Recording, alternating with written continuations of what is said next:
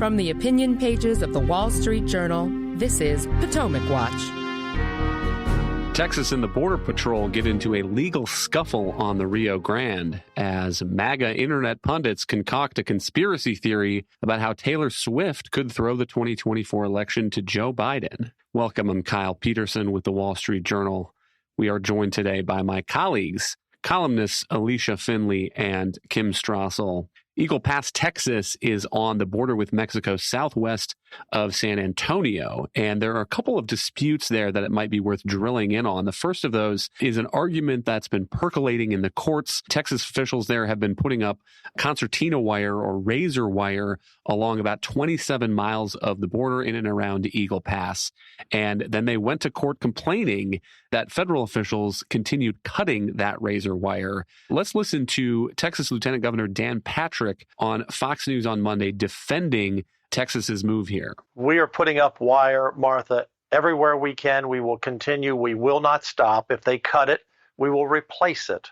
I was down there Friday with our troops to thank them, support them, and also to stand with them in the event the Biden administration did send Border Patrol there. Wisely, they did not. We're thankful they did not. We don't want a confrontation, but we want this border secure.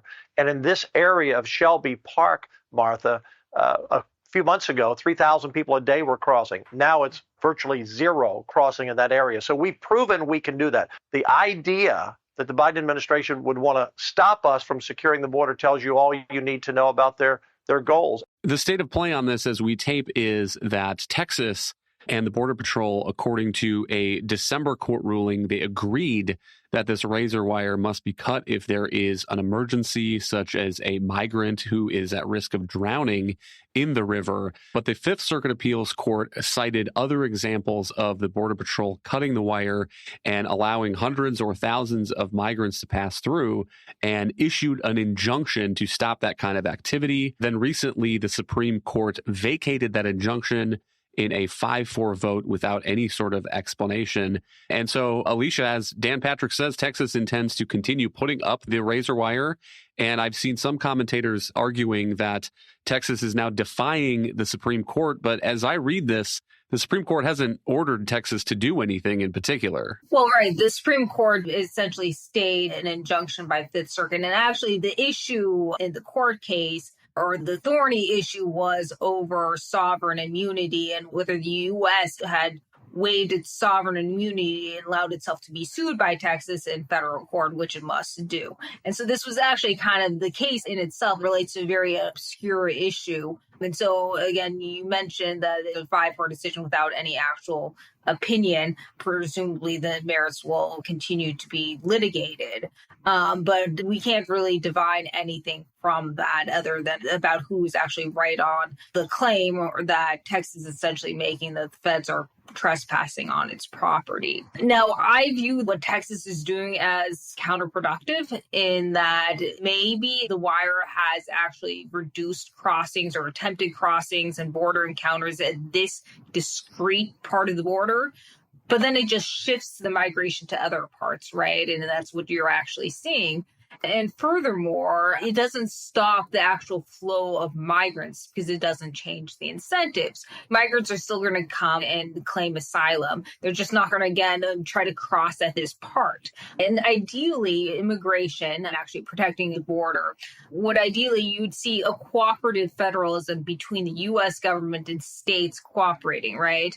And this is when border security probably actually works best, is when you have the states and feds actually working together. But it's been unfortunate in this case where Texas is trying, for political reasons, it's trying to make a political point, but in some ways is actually undermining, in my opinion, it's undermining the federal government's border enforcement. And I think you saw this under Trump. That's essentially what the sanctuary cities did, but in other respects in which that sanctuary cities basically didn't cooperate with the feds who were trying to deport undocumented immigrants who were in jails. And so now you're seeing the opposite happen now with Texas. And this is where you really see kind of the constitutional fabric kind of fall apart. On the point about conflict, a bigger issue than the wire to my eye is this legal argument now percolating around Shelby Park in Eagle Pass. And that was a spot that the Border Patrol had used to process migrants. And then a few weeks ago, the Texas National Guard took control of the site under an order from Governor Greg Abbott. And interesting now, here is the letters that are going back and forth. On January 14, the Department of Homeland Security sent a letter saying that the Border Patrol was being denied access to about 2.5 miles of the U.S.-Mexico border and demanding that Texas cease and desist.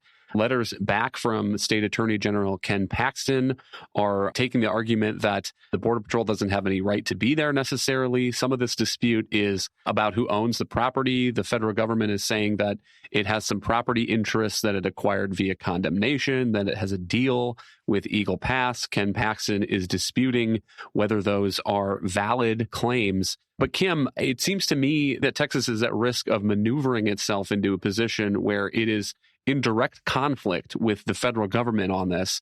And to my eye, the Constitution is pretty clear when that happens that the state claims are supposed to give way. We aren't there yet. And I think it's going to be really important to see what Greg Abbott and Attorney General Ken Paxton do next, because they could very much wander into that territory that you have mentioned. Now, there are a number of unresolved legal questions here. You mentioned one of them, which is about who owns the land.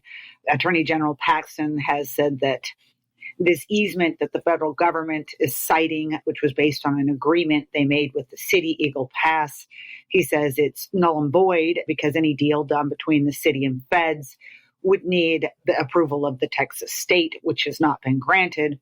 There's another aspect here where the feds cite a law granting warrantless access to land within 25 miles of the border, but Texas turns around and points to the next line in that law that says that access is, quote, for the purpose of patrolling the border to prevent the illegal entry of aliens, end quote. And they are arguing that the Biden policy is exactly the opposite, that they are indeed using their access along the border to invite more illegal immigrants in. And so that isn't a valid claim.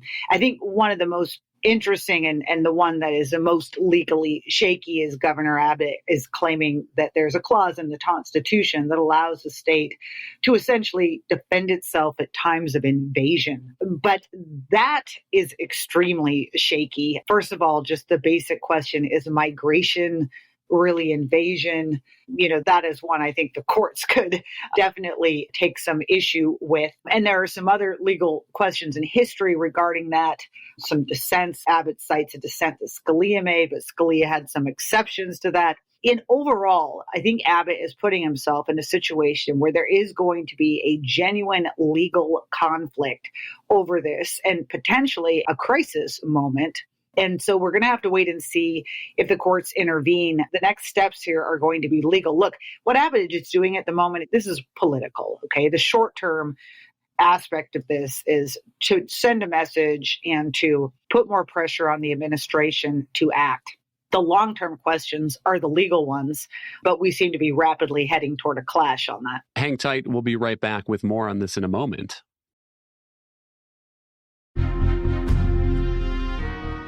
Welcome back. Before the break, Kim mentioned that Governor Abbott had declared an invasion under the Constitution. This is from a letter that he published on January 24th. He invoked Texas's constitutional authority to defend and protect itself. That authority is the supreme law of the land and supersedes any federal statutes to the contrary.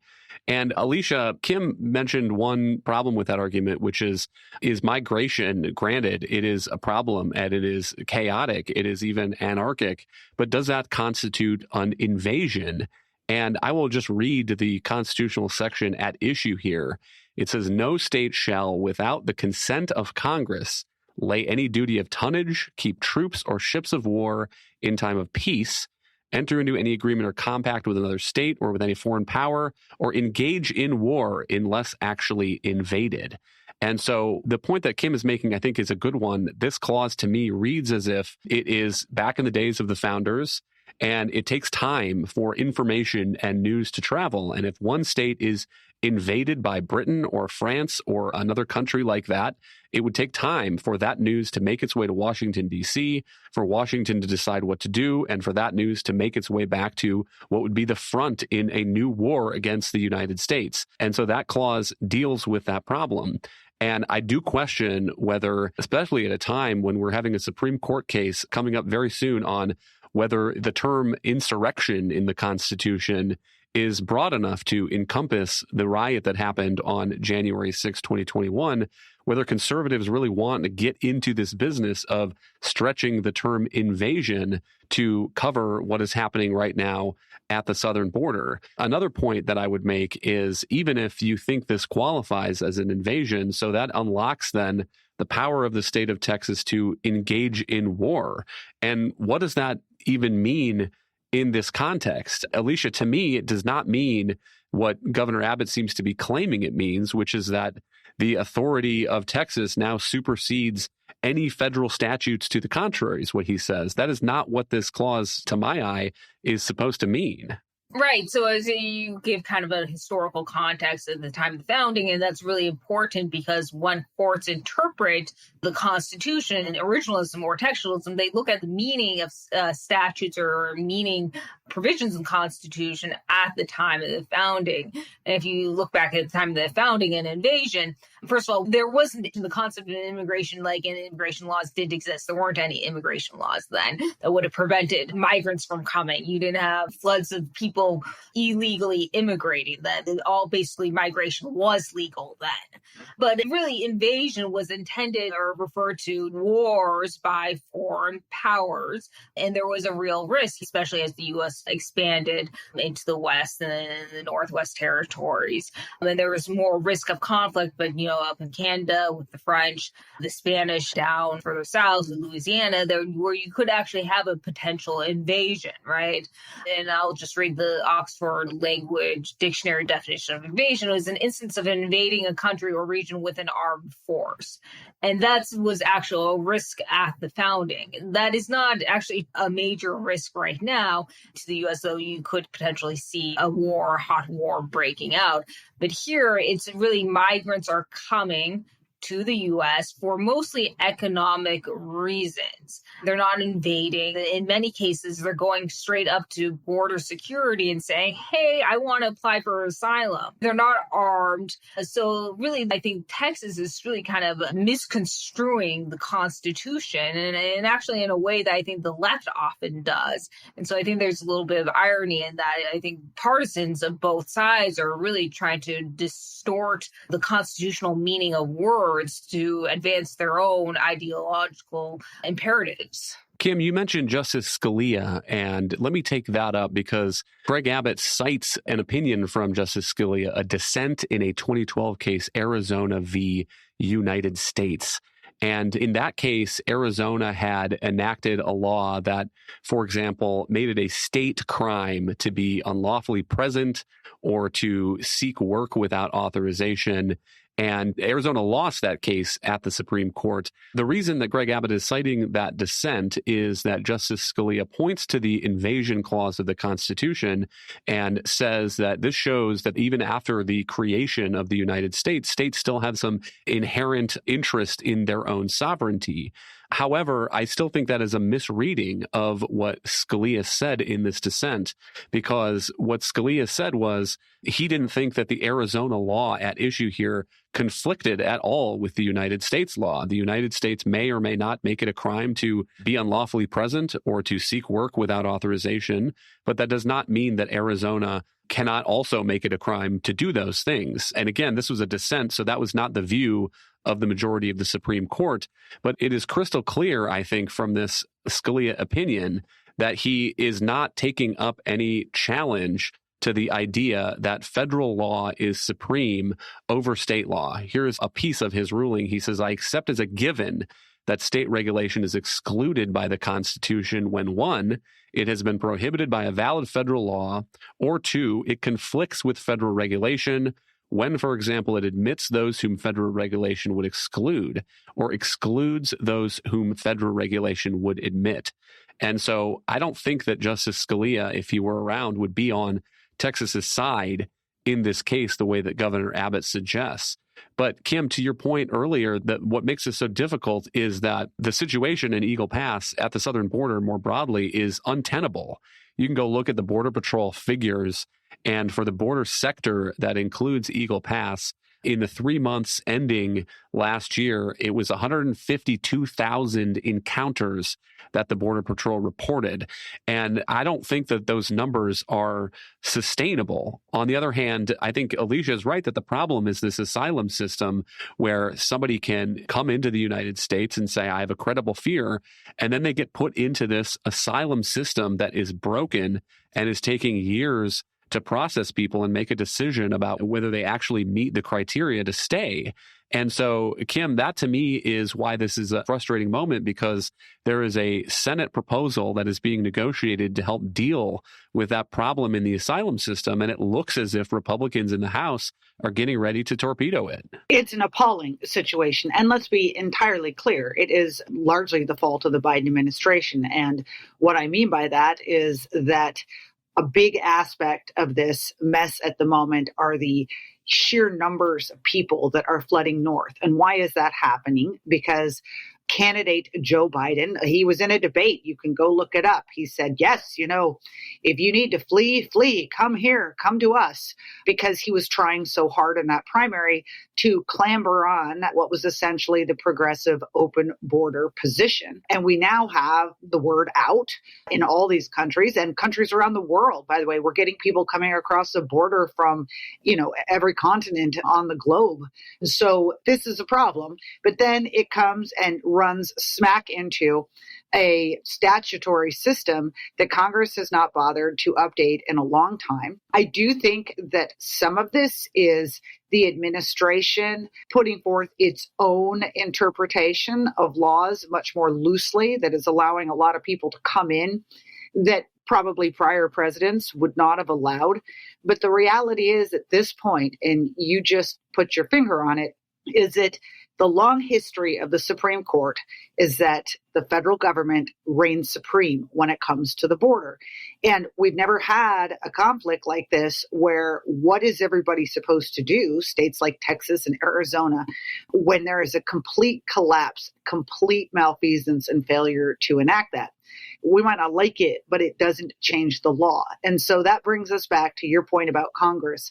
At this point, if Republicans really want to see changes at the border, the only way that that's going to happen is for Congress to absolutely instruct the president to change the way things work.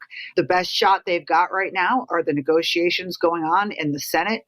Democrats are on the run. They're on the back foot, and they're willing now to give because they have such a huge political problem. It is remarkable to me that Republicans aren't taking that moment.